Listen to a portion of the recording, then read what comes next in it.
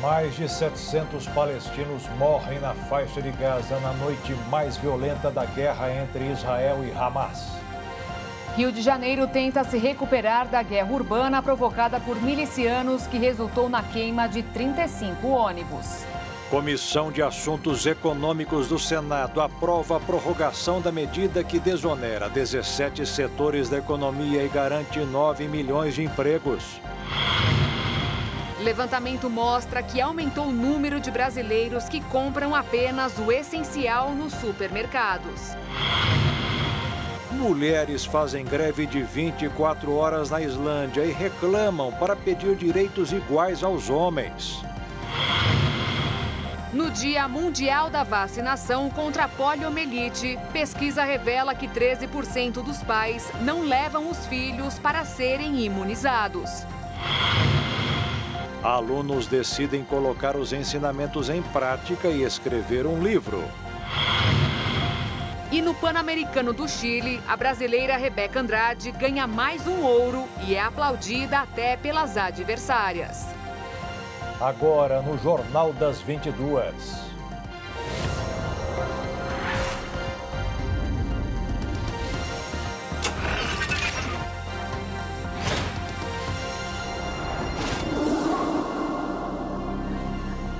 Olá, boa noite. Boa noite.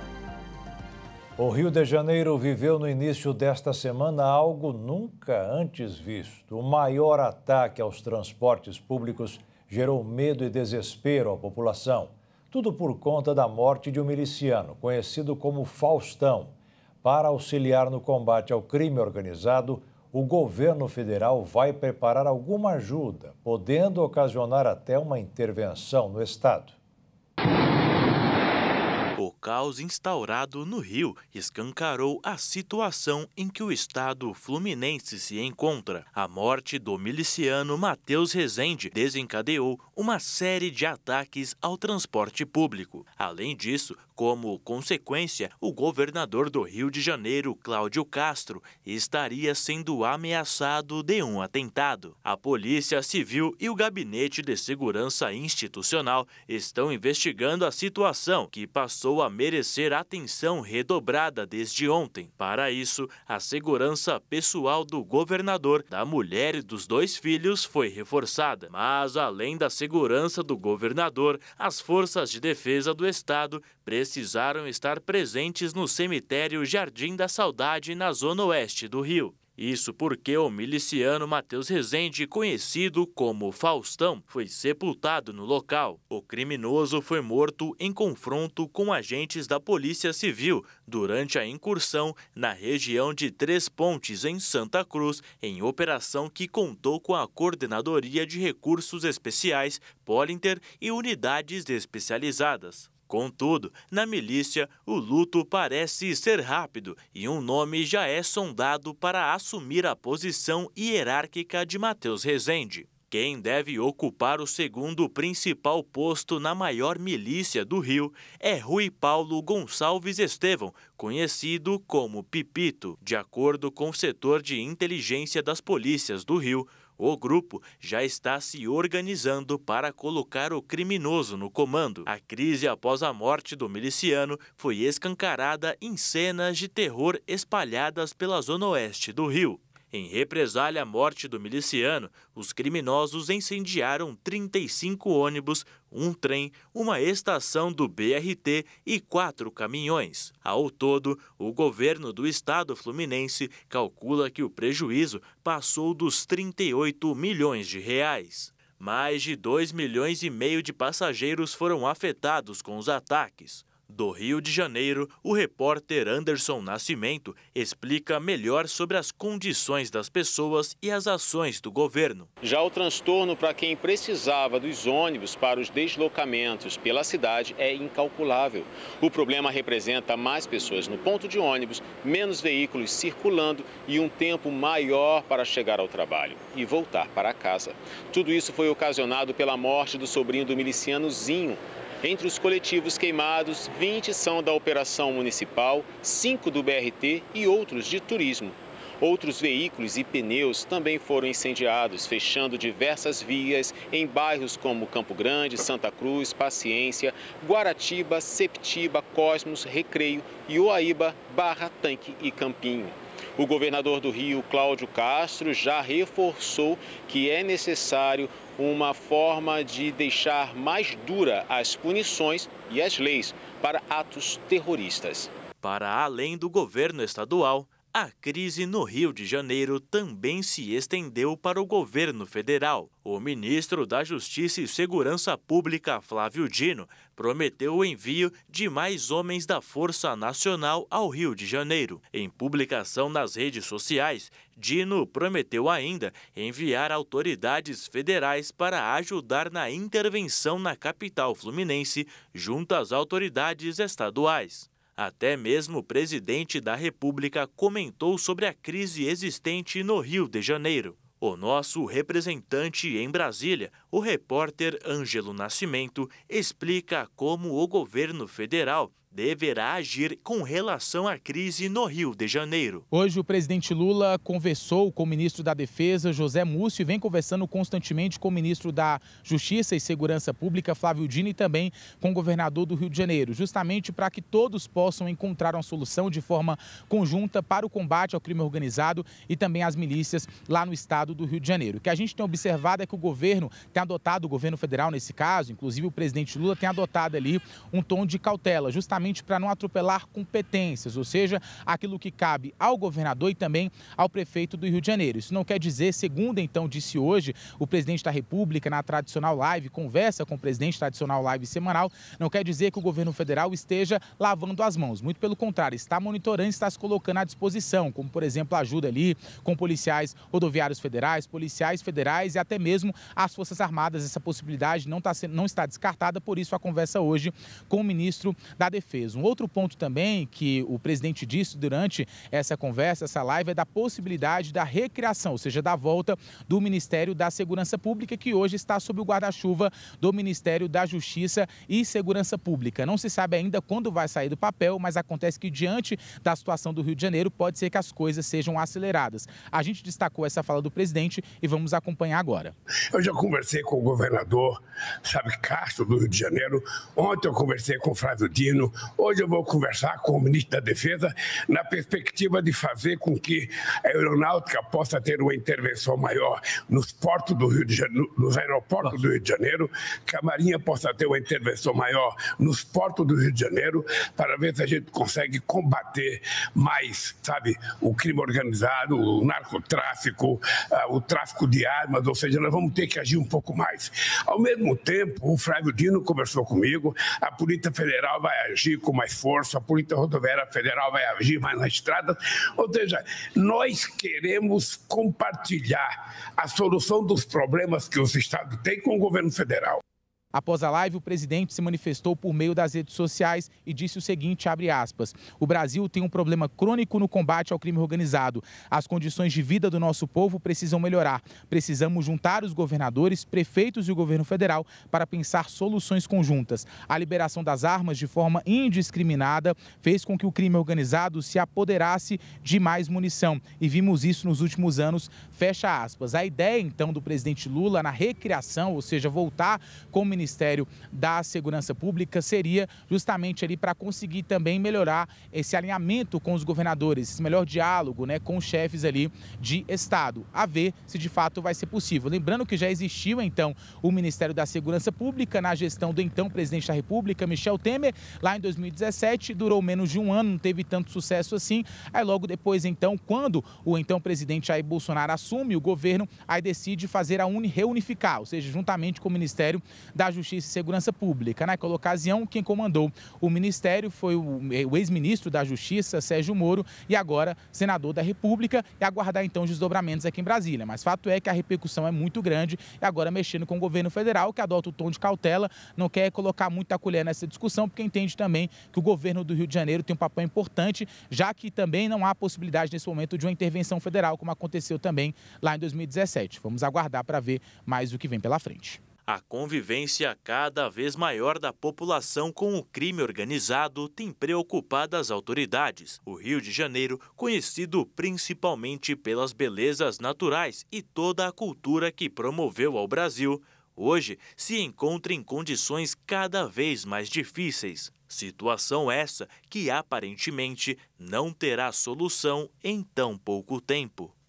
Outra declaração hoje do presidente Lula foi em relação à guerra do grupo Hamas. Segundo o presidente, não dá para justificar o ato dos terroristas que iniciaram o conflito, mas também não é justificável Israel matar tantos inocentes. Lula citou ainda a ONU e os Estados Unidos, que poderiam exercer uma influência maior no conflito, mas, segundo ele, não querem.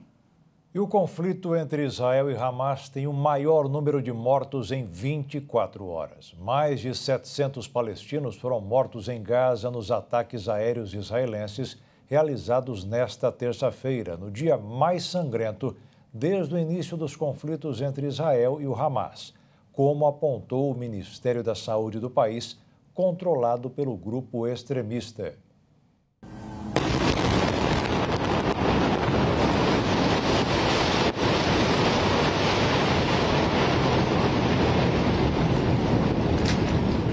Ao todo, 5.791 palestinos, incluindo 2.360 crianças e 1.402 israelenses, morreram desde 7 de outubro, quando o Hamas fez um ataque surpresa ao sul de Israel. O porta-voz do Ministério Palestino, Asaf Al-Qidra, disse que 704 pessoas foram mortas apenas nas últimas 24 horas. Foi o maior número de mortes em 24 horas nas 2 semanas de bombardeios israelense. Os militares israelenses disseram nesta terça-feira que atingiram mais de 400 alvos do Hamas e mataram dezenas de combatentes do Hamas nos ataques, incluindo 3 subcomandantes. Eles alertaram ainda que levaria tempo para alcançar o seu objetivo de destruir o grupo palestino. Um total de 46 dos 72 serviços, incluindo 12 de 25 hospitais, pararam de funcionar em Gaza, segundo a OMS. As autoridades de saúde palestinas disseram que a falta de eletricidade e de combustível para os geradores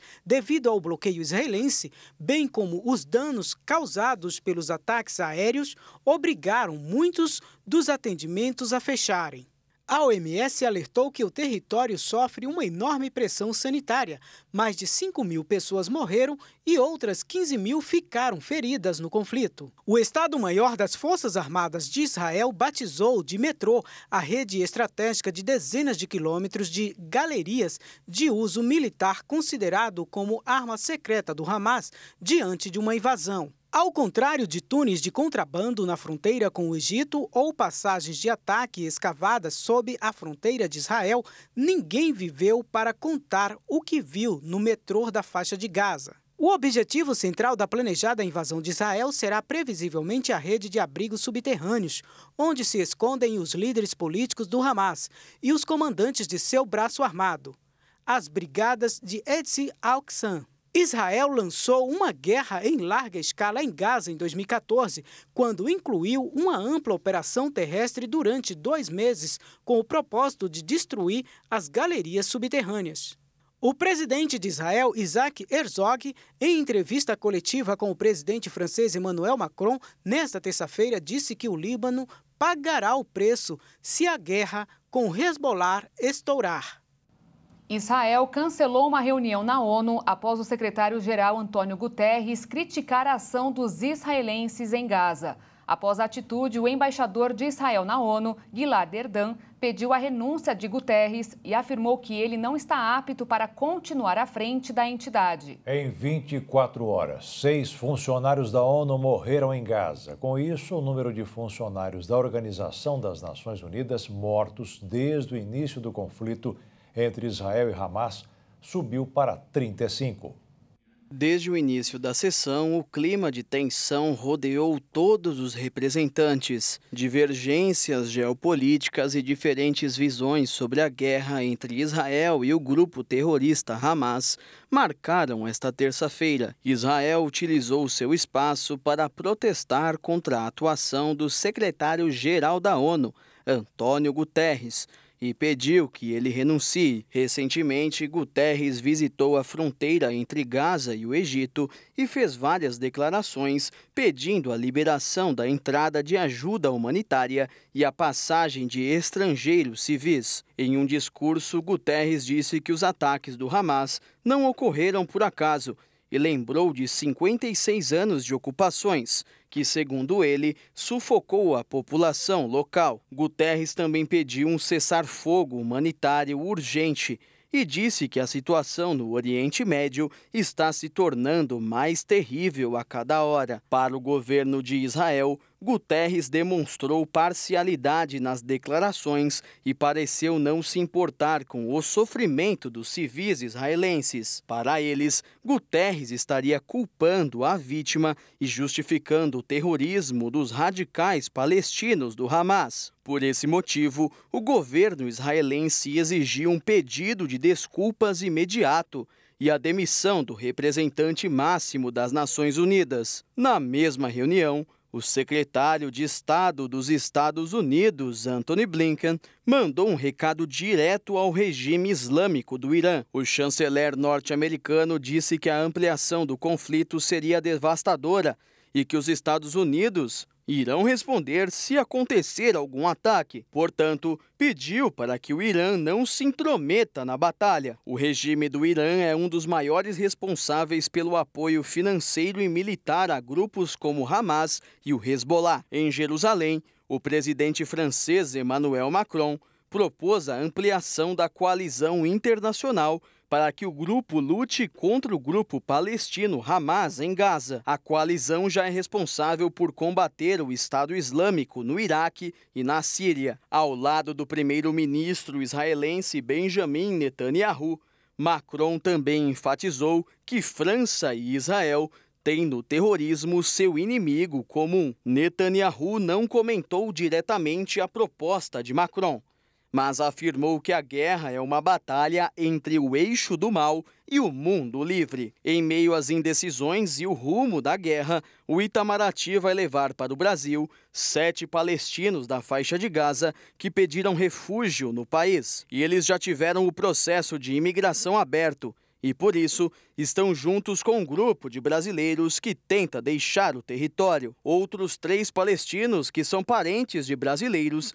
também abriram pedidos de imigração para o Brasil. Com isso, chegou a 32 o número total de pessoas que a embaixada tenta retirar de Gaza. Metade do grupo está em Rafah, cidade fronteiriça entre o sul de Gaza e o Egito. Outra metade aguarda a liberação em uma casa localizada ao sul da faixa de Gaza, que tem sido alvo de bombardeios. E a seguir, o levantamento mostra que aumentou o número de brasileiros que compram apenas o essencial nos supermercados. E ainda, a comissão do Senado aprova a prorrogação da medida que desonera 17 setores da economia e garante 9 milhões de empregos.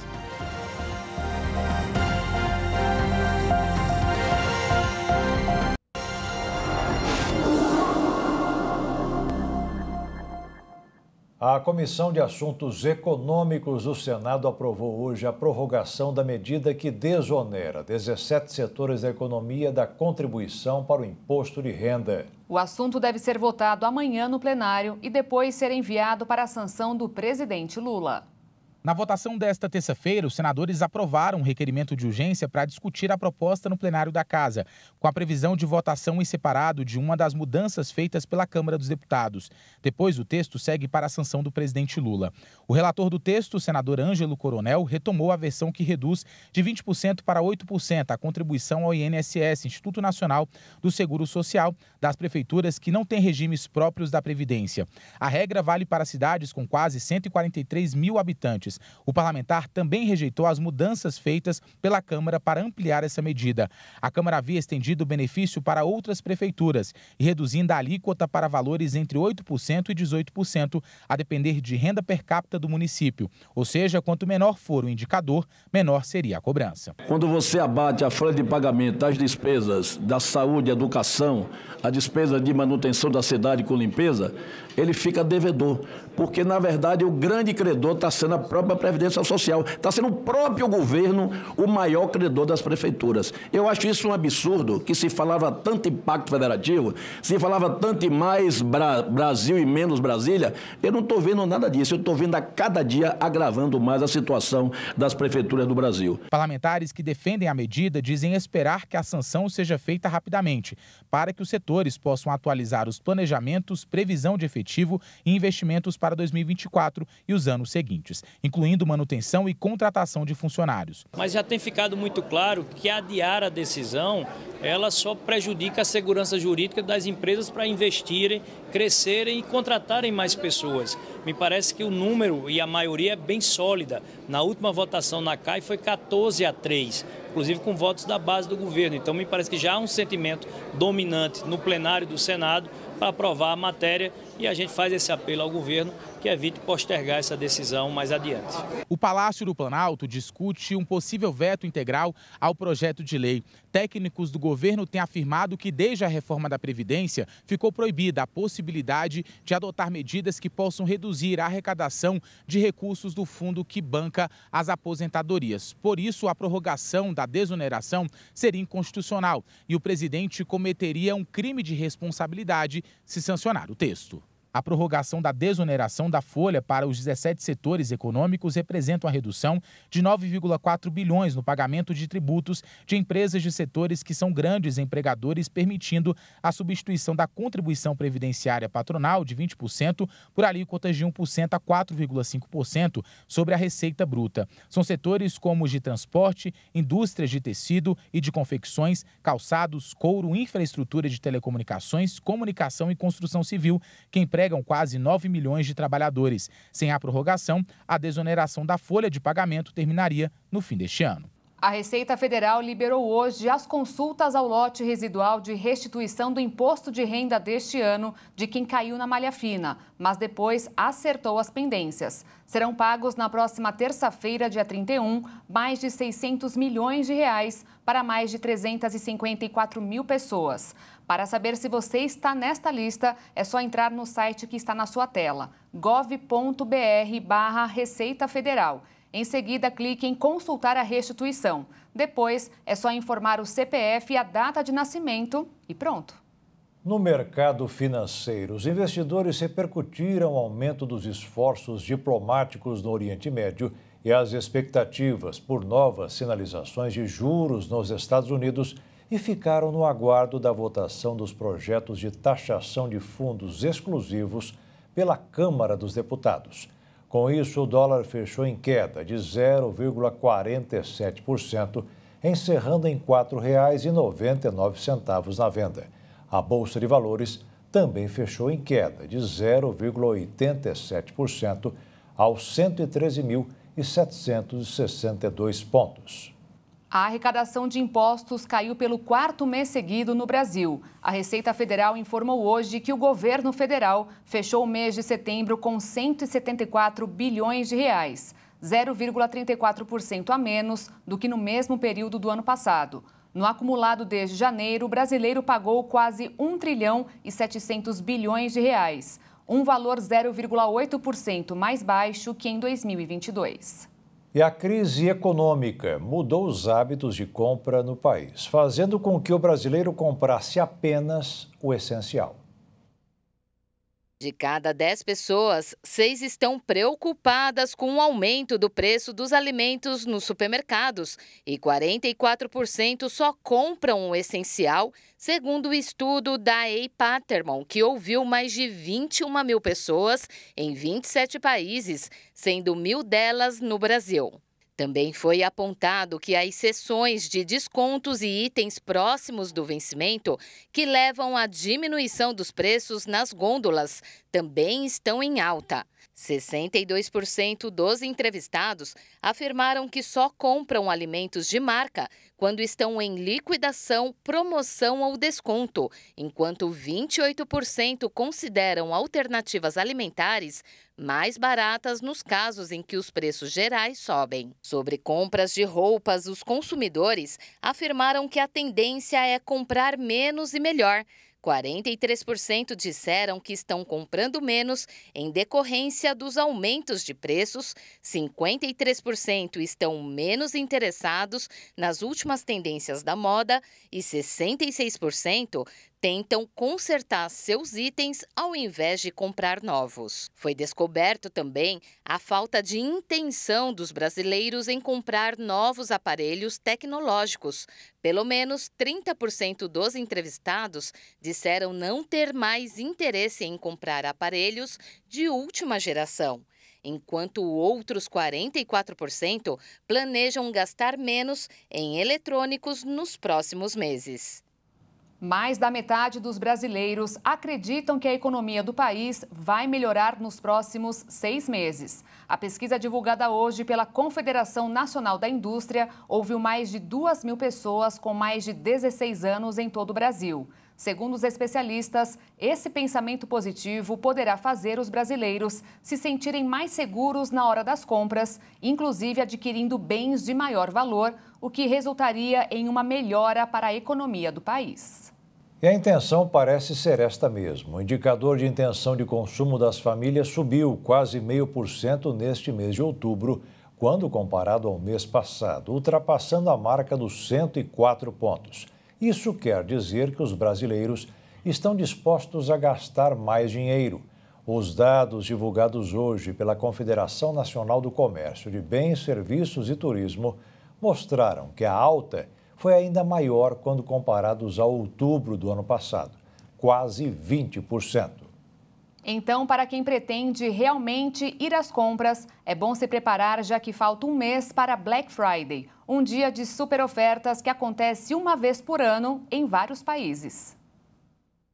Este ano, a Black Friday cai no dia 24 de novembro, última sexta-feira do mês. A gente sabe que esse dia de grandes promoções começou lá nos Estados Unidos, mas o Brasil adotou a data que já se consolidou no país e se tornou uma das mais importantes datas comerciais do ano. Só que é preciso ter bastante cuidado para não comprar por impulso só porque tem desconto. E será que esse desconto é mesmo tão bom assim? Bem, eu conversei com uma especialista que disse que agora é a hora de começar a fazer pesquisas. Confira essa e outras dicas da mestre em Educação Financeira, Cíntia Sena. Black Friday chegando, o momento de se preparar, organizar para aproveitar deste momento com descontos, ofertas e também com dinheiro no bolso. Primeiro item importante, tem a lista do que você precisa, a quantidade, os produtos, os serviços, para que você já vá direto ao ponto. Segundo momento muito importante é fazer pesquisa de preços de quanto estão esses produtos e serviços atualmente. Consequentemente, a gente pode também já pesquisar reclamações, entregas, qualidade, para que a gente não compre algo que parece que está barato, mas que a gente não vai conseguir utilizar com tranquilidade e alongado também. E muito importante, eu já ter reservas. Já separe o valor que você vai destinar para essas aquisições do seu orçamento, para que você não fique no negativo e que esse desconto acabe prejudicando o orçamento da família. E se por acaso os itens que você procurar pesquisar não tiver realmente o desconto que está sendo ofertado, não se preocupe, a gente vai ter sim ainda outras oportunidades, principalmente na virada de ano, com descontos, ofertas que podem sim ajudar. Então, tranquilidade nesse momento, cuidado com os golpes e muita sabedoria. É isso aí. E você pretende fazer compras nessa Black Friday? Bem, segundo uma pesquisa realizada pelo Instituto Brasileiro de Planejamento e Tributação, os itens mais procurados durante esse dia de promoções são os eletrônicos, como smartphones, tablets e também os videogames, que são alguns dos produtos com maiores tributações. Portanto, segundo esse levantamento, vale bastante a pena aproveitar os descontos desses itens nessa data. E ainda hoje, no Dia Mundial da Vacinação contra a poliomielite, pesquisa revela que 13% dos pais não levam os filhos para serem imunizados. E veja também, na Islândia, mulheres fazem greve de 24 horas para reclamar do excesso de tarefas, sem ganhar o mesmo que os homens.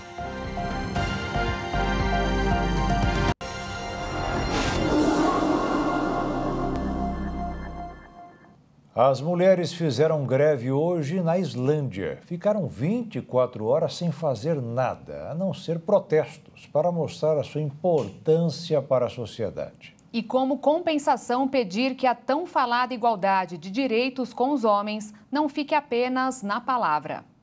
A Islândia é um dos 10 países com maior índice de igualdade entre as pessoas, mas quando o assunto é diferença entre homens e mulheres, a situação é igual à do mundo inteiro. As lojas da capital deste país nórdico ficaram fechadas ou com cartazes com mensagens de apoio à manifestação que foi acompanhada até pela primeira-ministra, que ficou em casa. O protesto é porque, além de trabalhar fora e não receber o mesmo salário dos homens, elas precisam se desdobrar para cuidar da casa, sem ganhar nada, e dar conta dos filhos, dos companheiros, da organização social da família e por aí vai. E se em um país com tanta evolução isso continua acontecendo, dá para imaginar o Brasil. A pesquisa com o título Exaustas da organização não governamental Ting Olga, que entrevistou mais de 1.000 mulheres de 18 aos 65 anos de idade,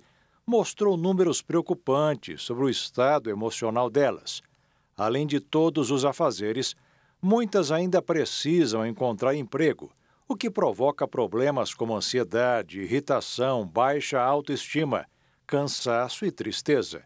E como disse uma das entrevistadas, ainda exigem que elas fiquem bem arrumadas, bonitas, que sejam boas amigas, boas filhas e agradáveis, ou seja, super mulheres que existe apenas em um filme de ficção. Foram divulgados hoje os locais das provas do Enem deste ano. Para consultar, os estudantes deverão entrar no site que está na tela, enem.inep.gov.br. E lá estarão disponíveis informações como data, hora e o idioma estrangeiro escolhido para a prova. Este ano o exame teve quase 4 milhões de inscritos e, devido ao grande número de acessos, a página poderá apresentar instabilidade. O Exame Nacional do Ensino Médio, o Enem, está chegando. Uma pesquisa inédita mostrou que a desigualdade racial tem interferido diretamente nas notas dos alunos. Por outro lado, o estudo demonstrou que os alunos do Nordeste têm melhorado seu desempenho. É inegável que o Enem tem uma importância significativa para a mudança de vida de muitas pessoas. Porém, muitas questões sobre a aplicação e quem consegue as vagas disponibilizadas pelos programas do SISU e do ProUni são questionáveis. Um estudo inédito demonstrou que as notas do Enem entre os anos de 2013 e 2021 de alunos pretos, pardos e indígenas são mais baixas do que de brancos e amarelos, mesmo estudando em escolas particulares e com níveis socioeconômicos parecidos. A pesquisa mostrou ainda que a desigualdade racial aparece no desempenho na prova e também nas chances de conseguir uma vaga no ensino superior. Enquanto a probabilidade de um aluno branco de rede particular estar entre as notas mais competitivas do Enem é de 33%, a de um estudante preto, pardo ou indígena também da rede privada é de 25%. Na rede pública, também há diferença de desempenho, porém menor, sendo os brancos e amarelos com 10% e os pretos, pardos e indígenas com apenas 7%. Vale lembrar que as notas competitivas são as que permitem entrar em cursos mais concorridos, como medicina, direito e as engenharias em conceituadas universidades do país. Dessa forma, o estudo menciona a importância da continuidade de políticas de cotas para pretos, pardos e indígenas para o ingresso na universidade. Mas não só de dados ruins o estudo foi feito. Nele, foi possível analisar que as notas do Enem, nesse período de 2013 a 2021, apresentou uma melhora no desempenho e na competitividade dos estudantes do Nordeste em relação ao restante do país. Em 9 anos, as médias dos alunos da região tornaram-se as segundas melhores do país, ficando atrás apenas do Sudeste. A média de nota do Nordeste atingiu 528,7 pontos. Já a do Sudeste está em 534,7 pontos. No estudo, os nordestinos aparecem com 18% de chances de estarem entre as notas que permitem conseguir uma vaga nos cursos mais concorridos, como medicina e nas engenharias. O Enem é a principal forma de entrar para o ensino superior brasileiro e, por isso, a maior avaliação educacional do país é importante para quem deseja fazer um curso de graduação hoje em dia. Neste ano, as provas serão realizadas nos dias 5 e 12 de novembro.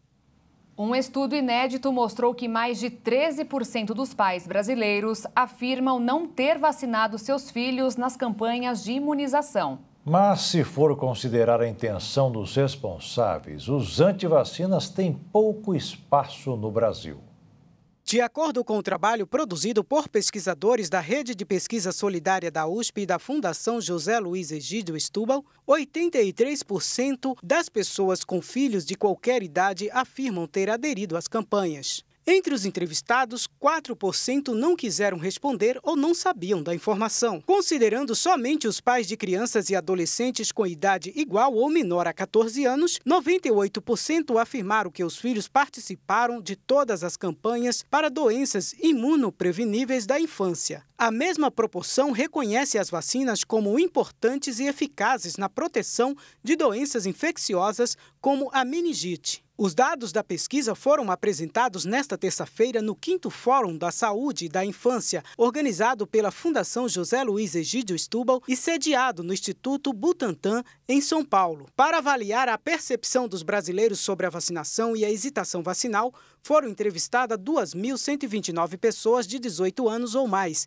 de todas as regiões do país, entre os dias 29 de julho e 3 de agosto de 2023. As entrevistas foram feitas pessoalmente em seus domicílios. A margem de erro foi de 2,1 pontos percentuais.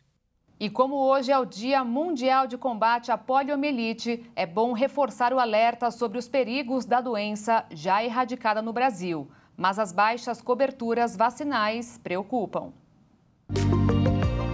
O Zé Gotinha, símbolo da vacinação no Brasil, quase todos conhecem. O que poucos sabem é que o personagem, criado em 1986 pelo artista plástico Darlan Rosa, tem tudo a ver com a erradicação da poliomielite no país. As duas gotinhas que formam o corpo e a cabeça do mascote são inclusive as duas gotas administradas na vacina contra a paralisia infantil. O personagem nasceu com o objetivo de aproximar pais e filhos da campanha de combate à doença. E deu certo. Em março de 1989, o Brasil confirmava o último caso de poliomielite em território nacional. E até hoje a polio é considerada erradicada no país. Mas esse status pode mudar devido à baixa adesão à vacina. Segundo o Ministério da Saúde, no ano passado, apenas 77% do público-alvo tomou vacina contra a poliomielite, número bem abaixo da meta, que é de imunizar 95% das crianças que estão dentro da faixa etária vacinal. Na cidade de São Paulo, a porcentagem de crianças imunizadas em 2022 é um pouco maior, mas o quadro também preocupa. Para a gente evitar que essa doença volte, que tenha uma reintrodução, a gente precisa manter altas coberturas vacinais. Altas coberturas, homogêneas. Então, a cidade inteira precisa ter a mesma cobertura vacinal, por isso que a gente tem UBSs pela cidade inteira. Exatamente por isso, para aquele pai... esteja ou no trabalho, quer levar próximo, ou na casa dos avós, ou no sábado. Então, a gente tem horários ampliados exatamente para isso. A poliomielite é uma doença muito contagiosa. A falta de saneamento básico e de medidas adequadas de higiene são a principal causa de transmissão do vírus, passado facilmente de pessoa para pessoa. A má qualidade da água para consumo e alimentos preparados sem os cuidados de higiene facilitam a proliferação. A multiplicação do poliovírus começa na garganta ou no intestino. Por isso, os sintomas iniciais podem ser confundidos com os da gripe e infecções gastrointestinais. Depois, o vírus alcança a corrente sanguínea e pode atingir o cérebro. Quando ataca o sistema nervoso, a infecção destrói os neurônios motores e provoca paralisia flácida em um dos membros inferiores.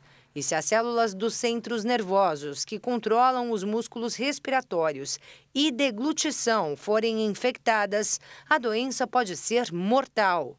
A vacinação é a única forma de prevenção.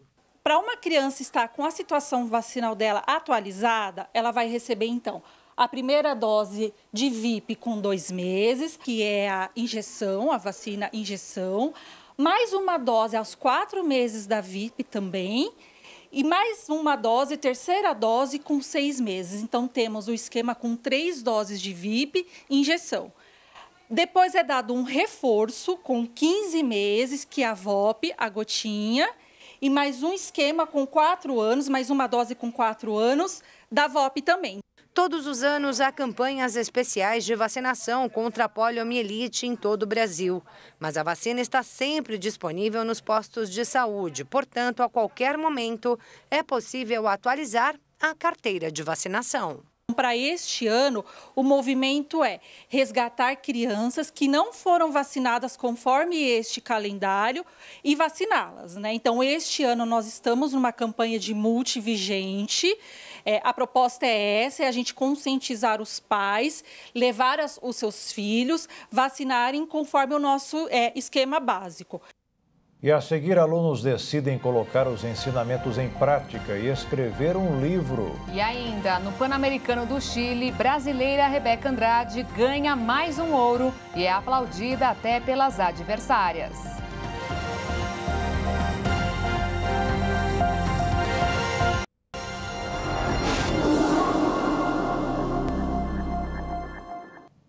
Um incêndio na terra indígena Cadiuel, no Mato Grosso do Sul, destruiu 60 mil hectares. Cerca de 10% da vegetação foram consumidos pelo fogo. A região sofreu com fortes chuvas nesta terça-feira e foi necessária ainda a ajuda de dezenas de brigadistas para apagar as chamas. A terra indígena Cadiuel fica na fronteira com o Paraguai e engloba o Pantanal e o Cerrado. As temperaturas dos últimos dias chegaram a 40 graus. O alerta máximo para a contaminação da água foi acionado em 28 municípios brasileiros em 2022. Cidades do Mato Grosso e do Tocantins também tiveram alerta para a quantidade de agrotóxicos presentes na água. De acordo com especialistas, essa situação representa um risco à saúde, principalmente se a água contaminada for consumida de forma contínua. As informações foram publicadas pelo Ministério da Saúde no Sistema de Informação de Vigilância da Qualidade da Água para Consumo Humano. Altas concentrações dessas substâncias aumentam os riscos para doenças crônicas, como câncer e distúrbios hormonais, problemas no sistema nervoso, nos rins e no fígado. De acordo com dados da Ciságua, no ano passado, foram realizados 306.521 testes consistentes em 2.445 cidades para identificar agrotóxicos na água. O número poderia ser maior, já que a maior parte dos testes realizados no país para essas substâncias apresentavam erros e foram classificados como inconsistentes pelo Ministério da Saúde. Um engavetamento nos Estados Unidos envolvendo 158 veículos gerou imagens impressionantes e assustadoras. O grave acidente que aconteceu ontem no estado de Louisiana, no sul do país, deixou pelo menos 7 pessoas mortas. O engavetamento aconteceu em uma ponte que liga uma rodovia na região de Nova Orleans. Após as batidas, vários veículos pegaram fogo. Segundo a polícia, o acidente ocorreu no momento em que uma supernévoa, combinação da neblina com a fumaça de um incêndio em vegetação, atingia a região. Ao menos 25 pessoas ficaram feridas no acidente, mas a polícia ressaltou que o número pode aumentar pelo fato de que as buscas ainda são realizadas entre as ferragens dos carros. Os feridos foram levados para um hospital e outras vítimas procuraram atendimento médico por conta própria. O governador John Bel Edwards pediu orações pelos feridos e mortos e convocou a população para ajudar com doações de sangue. O acidente provocou também um congestionamento na cidade. A supernévoa se dissipou ao longo do dia.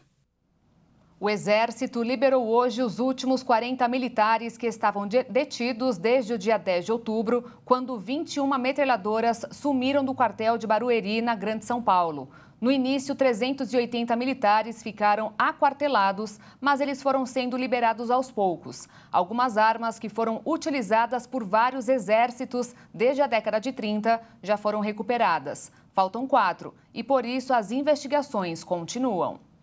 O número de golpes digitais do Brasil cresce a cada dia que passa. São promessas de dinheiro, clonagem de WhatsApp, golpes do Pix. São tantas manobras ilegais que o Brasil passou a ser exportador das técnicas que diariamente causam milhares de vítimas.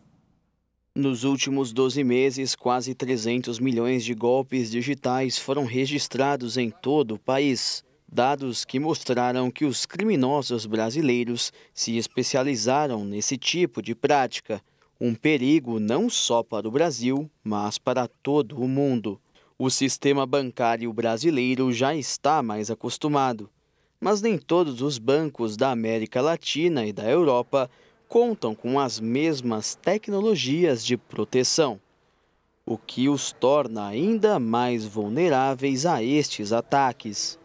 Os golpes estão sendo reinventados diariamente e todo cuidado é pouco para evitar cair nessas armadilhas. Para quem já foi vítima, a orientação é registrar o caso na delegacia. Se algum pagamento tiver sido feito via cartão de crédito, a vítima deve comunicar ao banco e solicitar o cancelamento da transação. Se foi via Pix, a opção é acionar o mecanismo especial de devolução. Um dos golpes mais comuns são os famosos golpes do 0800. Nesse tipo de golpe, falsos alertas são enviados via SMS ou aplicativo de mensagem, avisando sobre uma transação suspeita no cartão de crédito. No texto, os criminosos indicam à vítima contatar uma falsa central telefônica. Para dar mais credibilidade, o número usado é um 0800. Na ligação, o golpista solicita informações confidenciais, como senhas e número de cartões, e até induz a pessoa a realizar transações financeiras. Outro golpe muito frequente é realizado utilizando o nome de programas do governo, como o Desenrola e o Valores a Receber. No caso do sistema Valores a Receber do Banco Central, por exemplo, os criminosos dizem que existe uma soma esquecida a ser retirada e alegam que, para isso, deve-se pagar uma taxa de saque. Portanto, a primeira fase do Desenrola Brasil de renegociação de dívida foi bastante usada por criminosos que enviaram e-mails, mensagens e criaram sites falsos usando o nome e logo do programa. Outro golpe muito comum é o da renda extra, que promete ganho extra apenas curtindo fotos em redes sociais ou avaliando produtos em sites grandes. Mas para isso chegam a cobrar mais de R$100 numa espécie de depósito para liberar o acesso ao suposto aplicativo. Esses são apenas alguns das dezenas de golpes que existem no mercado. Por esse motivo, todo cuidado é pouco. Os alunos de uma escola municipal de Campo Grande, em Mato Grosso do Sul, estão se preparando para publicar livros, mas precisam de ajuda para colocar o sonho no papel. Era uma vez duas heroínas, a primeira se chamava Mel e a segunda se chamava Heloísa. Elas moravam na floresta. Um dia elas estavam andando e encontrou um monstro. Uma história de suspense, só que de uma autora que não tem medo, mas que ainda não tem o livro publicado como esses da prateleira. Prazer, essa é a Camille. Primeiro eu ia fazer outra história, sabe? Uma história de dado, sabe? Só que eu falei assim... Heroína é mais legal, sabe? Então eu vou fazer de heroína. Eu escrevia, depois desenhava, escrevia e desenhava. A escritora de apenas 7 anos se junta aos outros mais de 20 colegas desta turma do 2º ano C da Escola Municipal Abel Freire de Aragão, na realização de um sonho. O Isaac também tem a história dele. Eu se inspirei em um desenho que eu tô vendo, onde é sobre um moleque, um guri, órfão,